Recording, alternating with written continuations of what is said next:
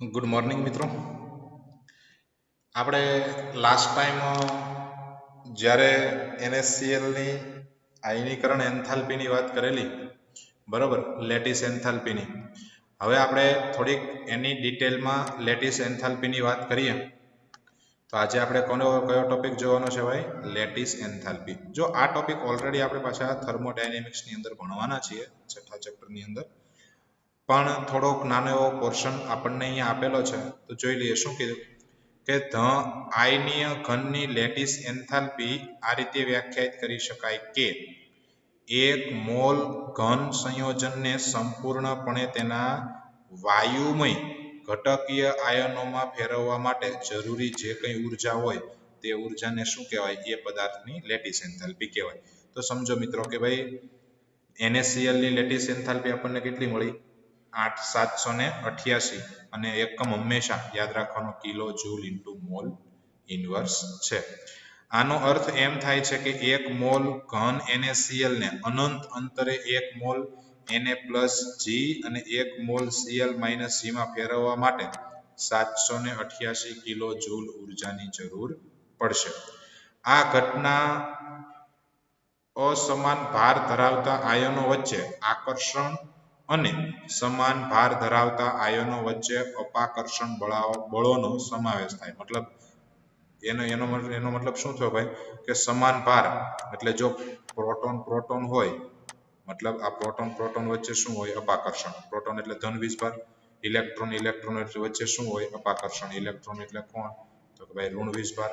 આ પણ ઇલેક્ટ્રોન એટલે કોણ? તો કે ભાઈ ઋણ વીજભાર. તો સમાન આયનો હોય તો સમભાર ધરાવતા આયનો વચ્ચે શું હોય? અપાકર્ષણ હોય. જ્યારે અસમભાર હોય, બરોબર, તો એના વચ્ચે શું હોય મિત્રો? આકર્ષણ બળો હોય. બરોબર. એના પછી જોઈએ છે કે જો ઘન સ્ફટિક ત્રિપરિમાણીય હોવાથી હવે કેવી રચના ધરાવે NaCl? તો કે એ ઓલરેડી આપણે ઉપર આપણને આગળના પેજમાં આપેલું છે. ઘન સ્ફટિક ત્રિપરિમાણીય હોવાથી માત્ર આકર્ષણ અને અપાકર્ષણ બળો વચ્ચેની જ પારસ્પરિક ક્રિયા પરથી લેટિસ એન્થાલ્પી સીધા જ ગણી શકાય નહીં. સ્ફટિક ભૂમિતિ સાથે સંકળાયેલા પરિબળોનો સમાવેશ કરવો પડે. હવે તમને એમ થાય કે ભાઈ સ્ફટિક ભૂમિતિ સાથે સંકળાયેલા પરિબળો એટલે કોણ? તો કે ભાઈ NaCl માં જે સોડિયમ છે, બરોબર, તો સોડિયમ શરૂઆતમાં કેવા સ્વરૂપમાં હોય?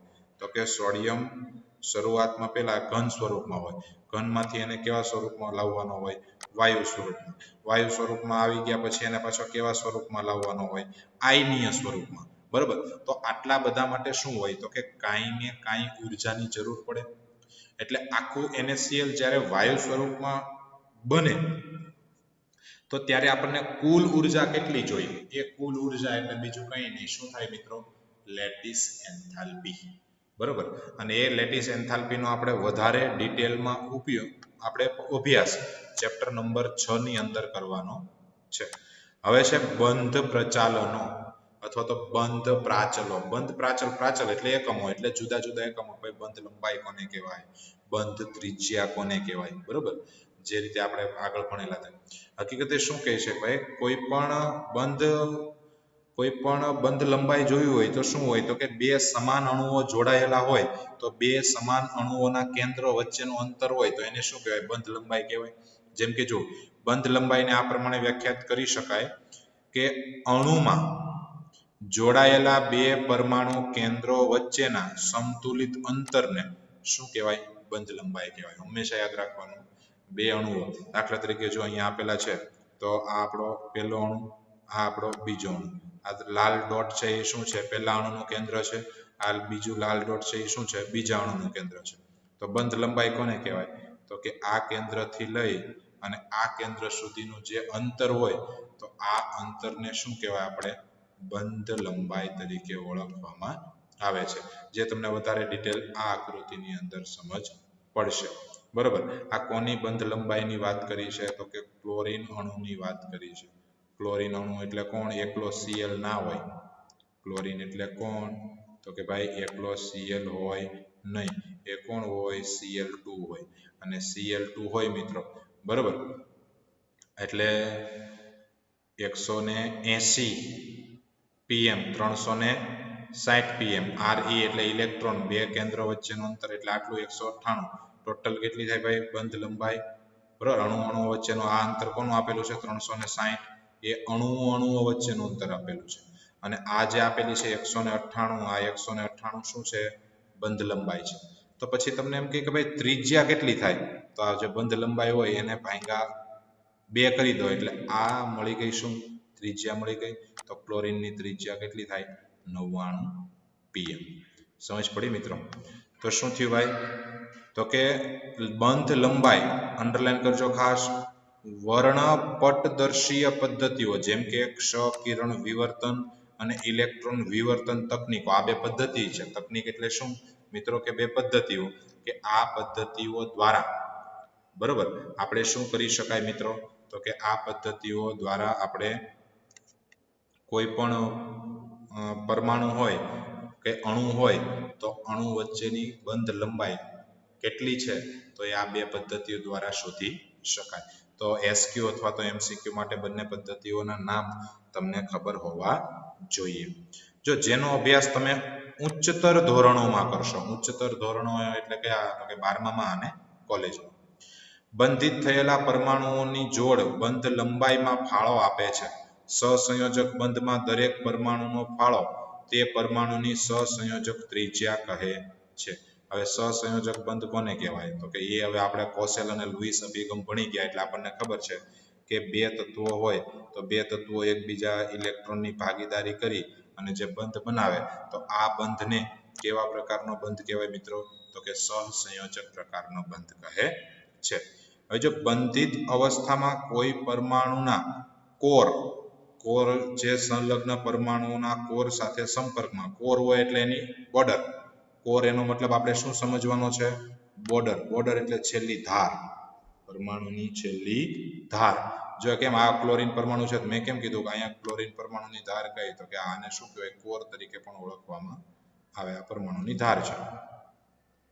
જે સંલગ્ન પરમાણુ કોર સાથે સંપર્કમાં હોય છે અને તેની ત્રિજ્યા પરથી સહસંયોજક ત્રિજ્યા પણ માપવામાં આવે છે.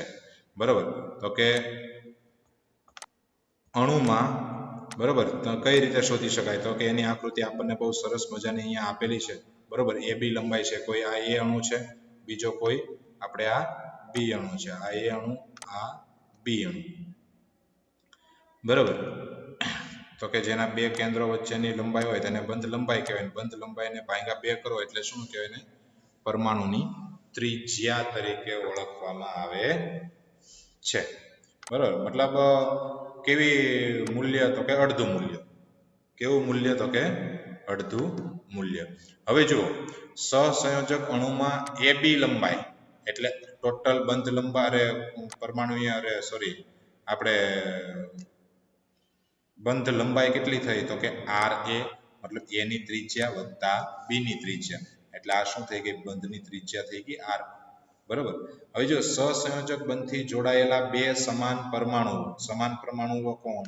તો કે ભાઈ Cl2 હોઈ શકે, પછી O2 હોઈ શકે, N2 હોઈ શકે, F2 હોઈ શકે, ઘણા બધા સંયોજનો હોય. બરોબર, કે જે એને શું કહેવાય ભાઈ? તો કે બે સમાન પરમાણુઓ વચ્ચેના અંતરનું અડધું મૂલ્ય કહે છે.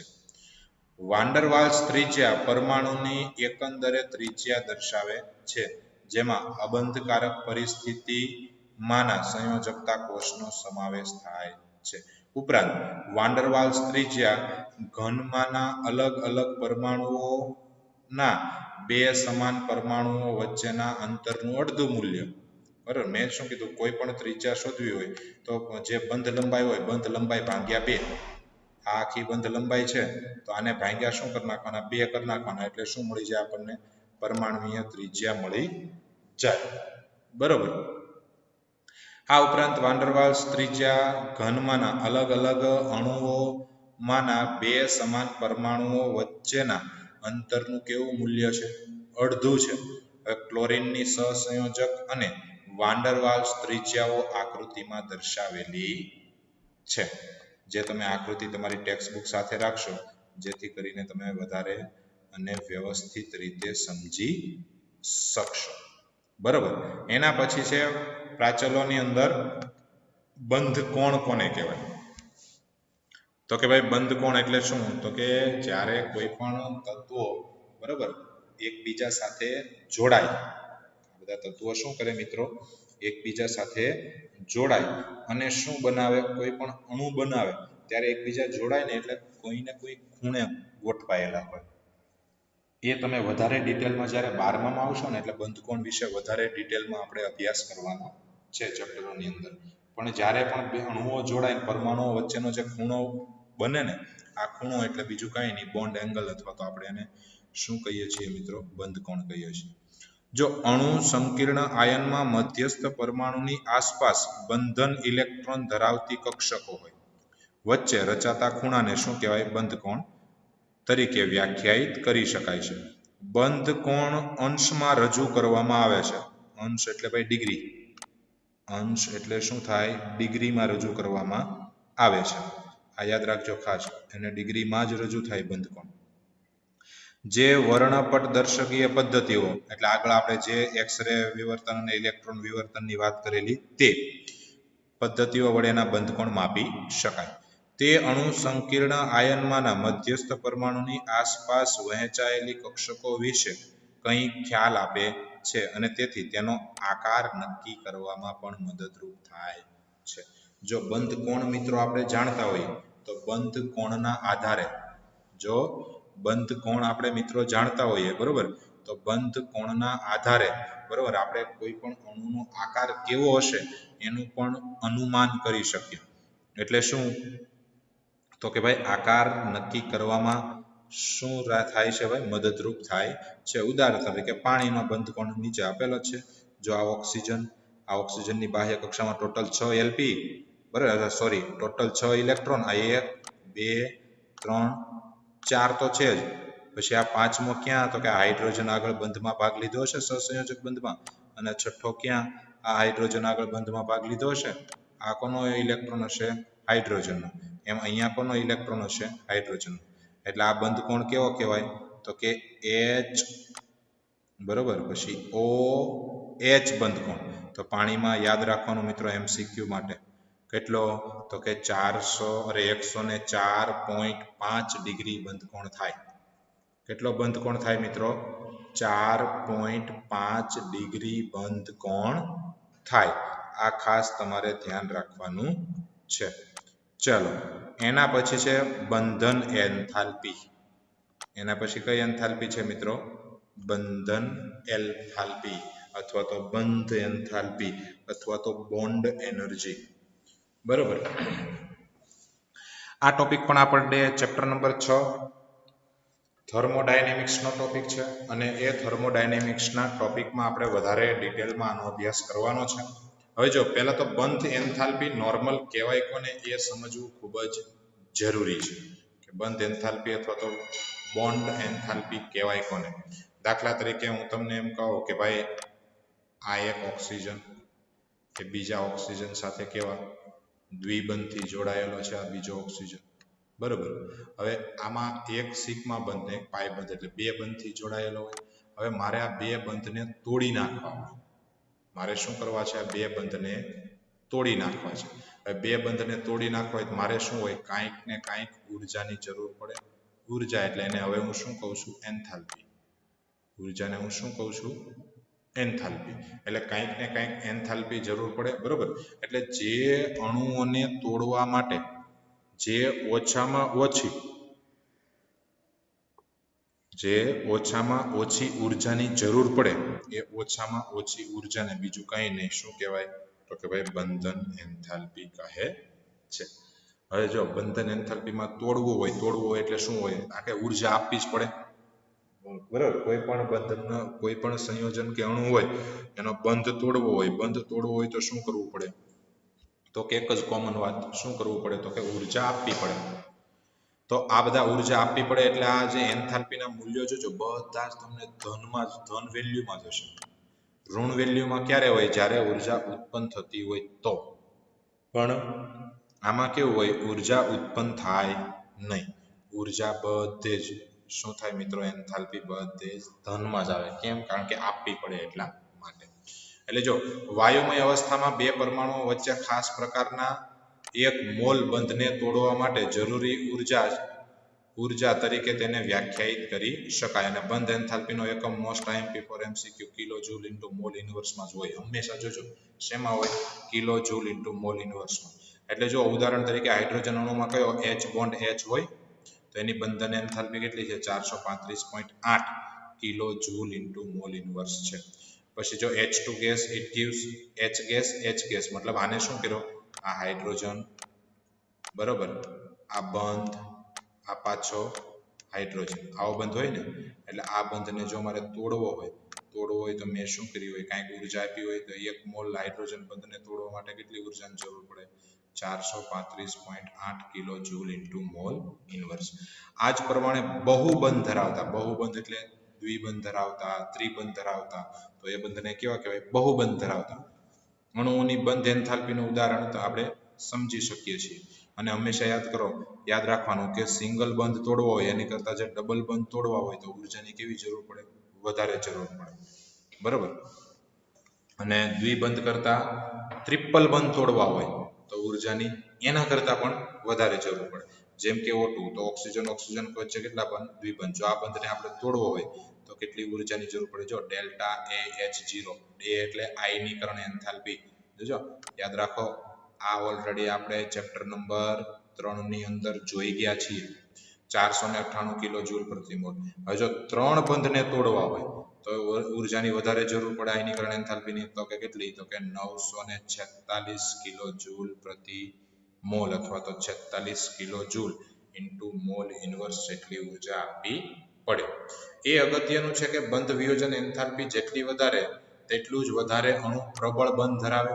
જેમ કે HCl જેવા વિષમ કેન્દ્રીય એટલે એક હાઇડ્રોજન ને એક ક્લોરીન, બંને અણુઓ કેવા છે? જુદા જુદા. બંને અણુઓ જુદા જુદા હોય, બરોબર, તો બંનેના કેન્દ્રો પણ કેવા હોય? જુદા જુદા. અત્યાર સુધી આપણે કેવા જોયા? સમકેન્દ્રીય અણુઓ જોયા, મતલબ બંને હાઇડ્રોજન, બંને ઓક્સિજન, બંને નાઇટ્રોજન, તો આ બધા કેવા કહેવાય? સમકેન્દ્રીય કહેવાય. તો વિષમ કેન્દ્રીય કોણ? તો કે બે અણુઓ કેવા હોય? જુદા જુદા હોય. તો કે અણુમાં આપણને મળશે તો કે HCl ને તમે આયનીકરણ એની એન્થાલ્પી ગણો તો કેટલી થાય? 431.0 kilo joule into mall inverse હોય છે. બહુપરમાણુય અણુમાં બંધ લંબાઈનું માપન ખૂબ જ જટિલ છે. ઉદાહરણ તરીકે લઈએ તો H2O ની બાબતમાં OH બંધને તોડવા માટે જરૂરી એન્થાલ્પી સરખી હોતી નથી. જો જરૂરી નથી કે OH બંધ તોડવો હોય તો બધામાં OH બંધની સરખામણી સરખી જ હોય. અણુઓ એ સરખી હોતી નથી. બધી કેવી હોય? જુદી જુદી હોય. હવે જો આમાં શું કીધું છે તો કે કેટલાક એકલ બંધ, દ્વિબંધ અને ત્રિબંધની સરેરાશ બંધ લંબાઈ આપણને આપેલી છે. આ માત્ર શેના માટે છે? તો કે માત્ર શેના માટે છે મિત્રો? તો કે માત્ર જે માટે છે. જે બોલે તો જસ્ટ ફોર જાણકારી માટે છે. આ તમારે કોઈ યાદ રાખવાનું છે નહીં. માત્ર ને માત્ર શેના માટે યાદ રાખવાનું છે? જાણકારી માટે. જેમ કે OH ની તો કે 96 બધી શેમાં છે? પિકોમીટરની અંદર તમને સહસંયોજક બંધ લંબાઈ આપેલી છે. જેમ જેમ બંધની સંખ્યા વધતી જશે, બરોબર, એમ બંધ લંબાઈનું મૂલ્ય વધતું જશે. OH છે તેમાં 96, CH હોય તો 107, NO હોય તો 126, એટલે બંધ લંબાઈ પણ કેવી છે? બધી જુદી જુદી હોય, બરોબર. એમ બીજા સમાન અણુઓમાં પણ બંધ લંબાઈ અને બંધ ત્રિજ્યાઓ બધી આપેલી છે. એ માત્ર જાણકારી માટે આપેલી છે. જો ઉપર દર્શાવેલા મૂલ્યો એકલ બંધના છે સિવાય કે કૌંસમાં દર્શાવેલા એકમ 3માં આવર્ત વલણ માટે જુઓ. એટલે ચેપ્ટર 3માં જે આવર્ત વલણો શું થાય તો એના આધારે આપણે ચેક કરી શકાય, બરાબર. બાકી બંધન એન્થાલ્પી બીજી પણ વધારે ડિટેલમાં જવું હોય તો જઈ શકાય. જેમ કે જો H2O એને તોડવું હોય તો 502 કિલો જૂલની ઉર્જા જોઈએ. OH ને તોડવું હોય તો 427 કિલો જૂલની ઉર્જા જોઈએ. Kilo joule into mall inverse, એકમ તો ફિક્સ જ રહેશે.